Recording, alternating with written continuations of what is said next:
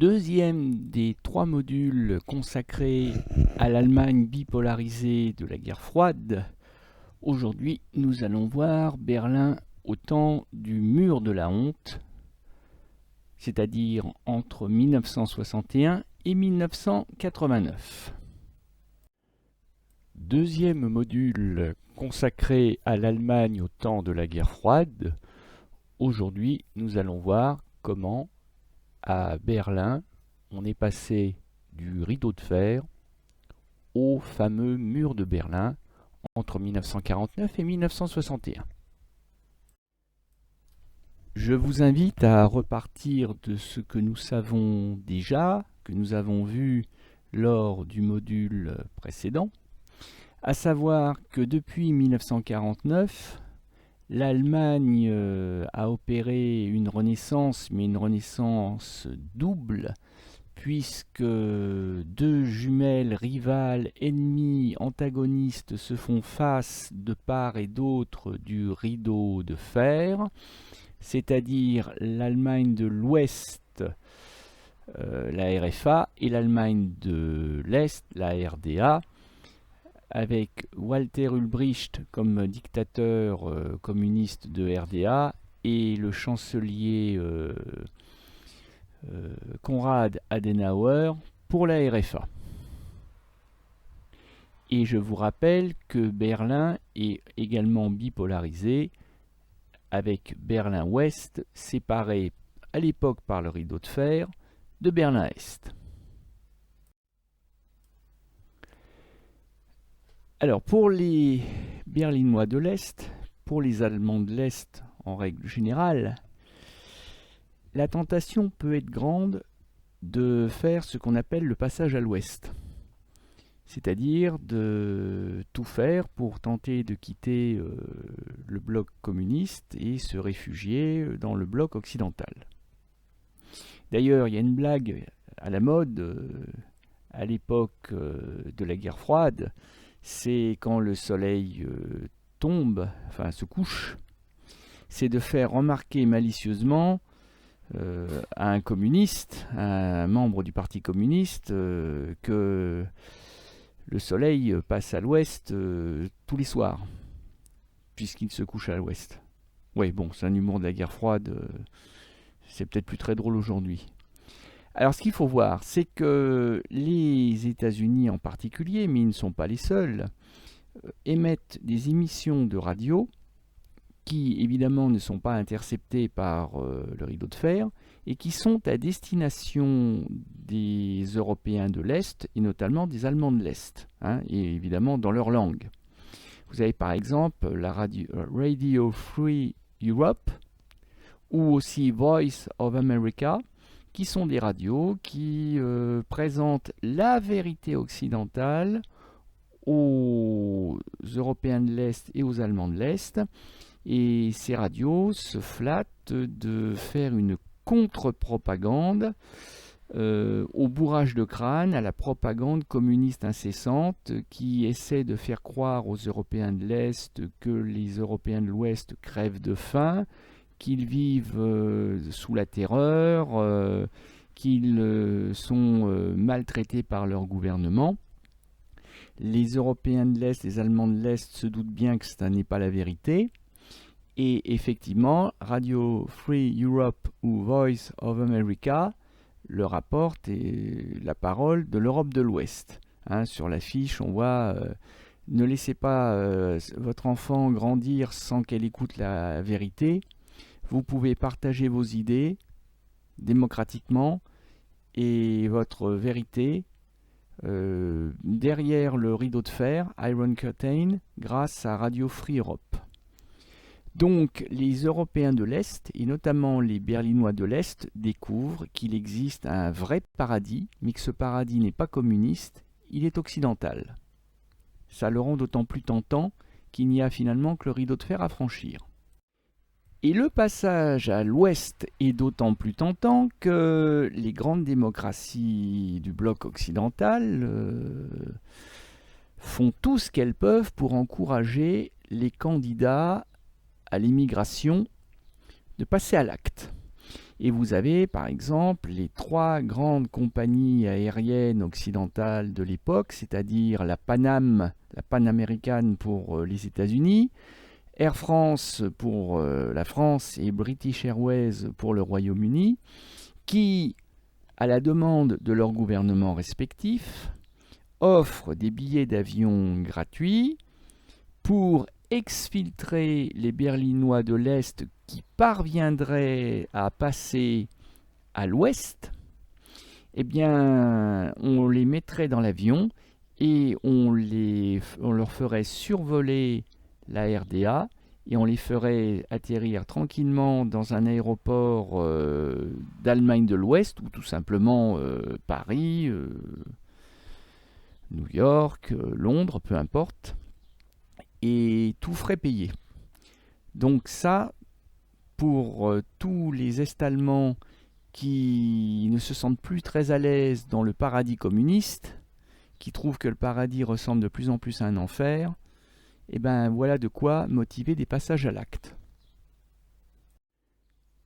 Alors évidemment, ce qui peut refroidir l'enthousiasme des Berlinois de l'Est, des Allemands de l'Est et des Européens de l'Est, c'est justement le rideau de fer, parce qu'il est interdit, sous peine de prison et peut-être même de mort, si on est abattu au cours de la tentative, il est rigoureusement interdit de passer à l'Ouest, cela va sans dire. Bon, donc comment faire pour passer à l'Ouest en minimisant les risques? Eh bien, ça peut paraître paradoxal, mais c'est à l'endroit qui semble le plus dangereux, le plus improbable, qu'il est paradoxalement le plus facile de passer à l'Ouest. Eh bien oui, c'est justement la frontière entre les deux Berlins, et c'est d'ailleurs pas un hasard si, jusqu'à la construction du mur de Berlin, eh bien, Berlin est la capitale mondiale de l'espionnage. Parce que quand on veut infiltrer un espion américain, britannique, français à l'ouest, on le fait passer de Berlin-Ouest à Berlin-Est. Et c'est la même chose pour les espions du KGB soviétique. Quand on veut en introduire un à l'ouest, on le fait transiter de Berlin-Est par Berlin-Ouest. Parce que, aussi bizarre que ça puisse paraître, aussi étrange, aussi inconcevable que cela puisse paraître, pour passer de Berlin-Ouest à Berlin-Est, il suffit de prendre le métro. Alors évidemment, il y aura des contrôles. On peut aussi passer de manière plus classique, de manière terrestre. Il y a des contrôles, il faut présenter un passeport, puisqu'on change de pays, il faut aussi se munir d'un visa d'entrée dans le territoire d'en face, donc ça ne peut pas se faire de manière clandestine, mais les visas de sortie sont rares, mais ne sont pas inaccessibles pour les Berlinois de l'Est, qui obtiennent, parfois après plusieurs années de patience, qui obtiennent le droit d'aller embrasser un parent, un cousin, une fiancée de l'autre côté de Berlin, c'est-à-dire à Berlin-Ouest. Et donc, des familles entières prennent le métro pour une autorisation de sortie qui en général ne doit pas excéder 24 heures ou 48 heures. Et puis, ce qui se passe, c'est que on ne les revoit pas. Elles sont passées à l'ouest, elles ont foutu le camp, et on ne les revoit plus à l'est. Alors évidemment, il vaut mieux que ça soit des passages en famille qui se fassent ainsi, parce que si un membre de la famille décide égoïstement de passer à l'ouest sans prévenir les autres, eh bien, la famille restée à l'est pourrait en subir les conséquences, hein, ça va de soi. En même temps, si un fils ou une fille décide de passer à l'ouest, le dit à ses parents et que ses parents le dénoncent aux autorités est-allemandes, et ça, croyez-moi, c'est arrivé aussi, oui, c'est un risque à prendre. Toujours est-il que si on n'avait que quelques centaines, quelques milliers de passages à l'ouest, bon, ça serait anecdotique. D'ailleurs, on n'en parlerait même pas. Et du coup, il n'y aurait jamais eu de mur de Berlin. Mais comme vous pouvez le voir sur ce graphique du ministère de l'Intérieur de la RFA, les passages à l'ouest donnent littéralement le tournis, puisque en 1950, on est à plus de 200 000 passages à l'ouest au cours de l'année. Alors ils passent pas tous par Berlin, mais beaucoup passent quand même par Berlin. Et puis on arrive même à un quasi maximum d'environ 350 000 passages en 1953. Et même si après les contrôles se font plus stricts, plus sévères, et qu'on retombe à une moyenne de 200 000 passages par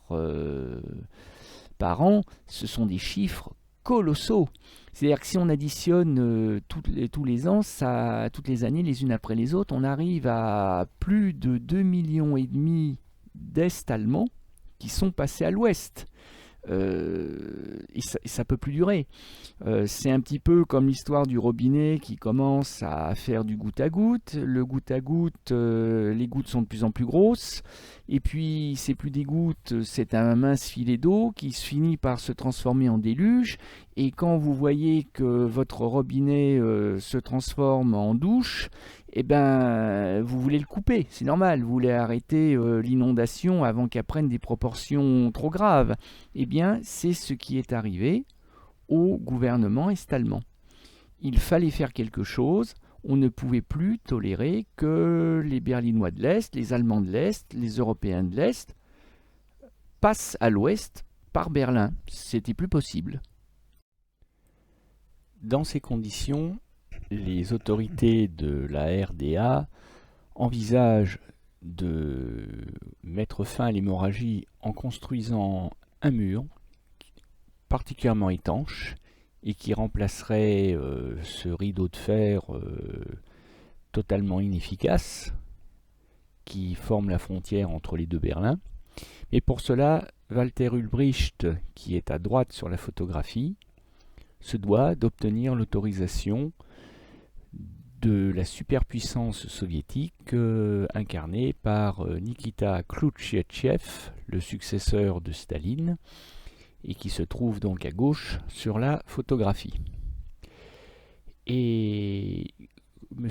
K, comme on surnomme Nikita Khrouchtchev, va donner son accord, mais nous sommes en août 1961, mais il faut bien comprendre que ni l'URSS ni la RDA n'ont véritablement voulu ce mur. Ce mur leur a été d'une certaine manière imposé par la situation, parce qu'il fallait bien faire quelque chose pour mettre fin à cet exode massif, à cette hémorragie massive des Berlinois de l'Est vers l'Ouest. Aux alentours du 10 août 1961, un observateur un peu attentif aurait pu apercevoir un duo de soldats est-allemands se promenant tout le long de la frontière entre Berlin-Ouest et Berlin-Est, longeant le rideau de fer, l'un portant un jeu de cartes géographiques à la main, l'autre un pot de peinture troué, laissant s'échapper un filet de peinture blanche. Et la signification de ce duo insolite sera révélée dans la nuit du 12 au 13 août 1961, quand, en pleine nuit, pour bénéficier à plein de l'effet de surprise, des camions de chantier, de BTP, qui ont été réquisitionnés pour l'événement, apportent des éléments de maçonnerie, des moellons, des parpaings, des barres de fer, mais aussi des centaines de kilomètres de fils de fer barbelés de chevaux de frise pour remplacer progressivement, mais le plus vite possible, le rideau de fer par le mur de Berlin.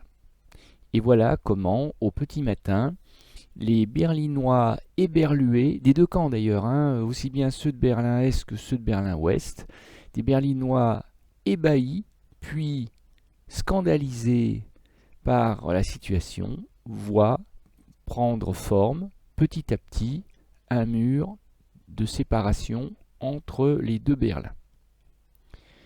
Et pour la petite histoire, il y a eu plusieurs mariages qui étaient prévus ce jour-là entre Berlinois de l'Est et Berlinois de l'Ouest. Et bien, vous aurez bien compris qu'ils n'auront jamais eu lieu. Et comme l'indique la une du Parisien libéré, qui est l'ancêtre du quotidien Le Parisien d'aujourd'hui, eh bien, à la surprise générale, à partir du 14 août au matin, 14 août 1961, Berlin est littéralement coupé en deux. Et le Parisien libéré apporte la confirmation de ce que je vous disais tout à l'heure, c'est que la veille encore, 4900 Allemands de l'Est étaient passés à l'Ouest, au nez et à la barbe des contrôles du rideau de fer, qui était de moins en moins étanche. C'était le record et il était donc temps que cela s'arrête. Et voilà pourquoi ce mur est construit, j'ose pas dire dans l'affolement général, mais presque. On le construit jour et même nuit à la lumière des projecteurs. Alors bien sûr, les médias du monde entier se ruent sur Berlin-Ouest pour venir couvrir l'événement, hein, agences de photographes, équipes de télévision, notamment du bloc occidental, viennent s'en donner à cœur joie. Et alors là, vous avez sous les yeux un cliché qui a littéralement fait le tour du monde et dont la propagande occidentale s'est beaucoup servie par la suite. C'est un événement absolument improbable. Nous sommes le 15 août 1961. Nous sommes donc le lendemain de l'opération surprise qui a vu les autorités est-allemandes commencer à construire le mur. Vous avez un jeune Vopo, un jeune Volkspolizei, qui attend que ses collègues aient le dos tourné pour se mettre à courir, sauter par-dessus le barbelé qui constitue l'unique frontière, l'unique obstacle entre lui et le monde de l'Ouest, parce que on n'a pas pu commencer à construire le mur partout à la fois en même temps. Et donc le jeune Konrad Schumann, 19 ans, le Vopo, a profité qu'il était en poste dans un des endroits les moins bien protégés pour foutre le camp, pour passer à l'ouest, au nez et à la barbe de tout le monde, et il s'est trouvé qu'un photographe, mais aussi une équipe de la télévision française était en train de filmer à cet endroit précis, puisqu'on est à l'extrémité du secteur français d'occupation. D'ailleurs, il y a un panonceau, une pancarte, on le voit en haut à droite de la photo. Et le saut de la liberté a été immortalisé ce soir-là. Konrad Schumann sera exfiltré vers l'Allemagne de l'Ouest, puis vers les États-Unis, où il demandera l'asile politique. Et il l'obtiendra, bien entendu. Mais évidemment, tout le monde n'a pas la chance d'un Konrad Schumann, où tout le monde n'a pas le courage, où tout le monde n'a pas l'opportunité, surtout quand on est chargé de famille, de passer à l'Ouest ainsi. Et du coup, beaucoup d'Est-Allemands qui avaient peut-être éventuellement projeté de passer à l'Ouest se retrouvent pris au piège.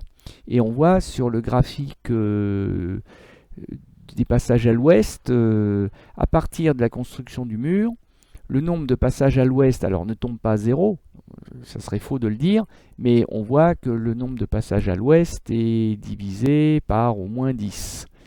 Donc c'en est fini de cette hémorragie. Le mur de l'Ouest a bloqué les passages à l'Ouest, c'était son but. Et il le fera jusqu'en 1989, jusqu'à sa chute.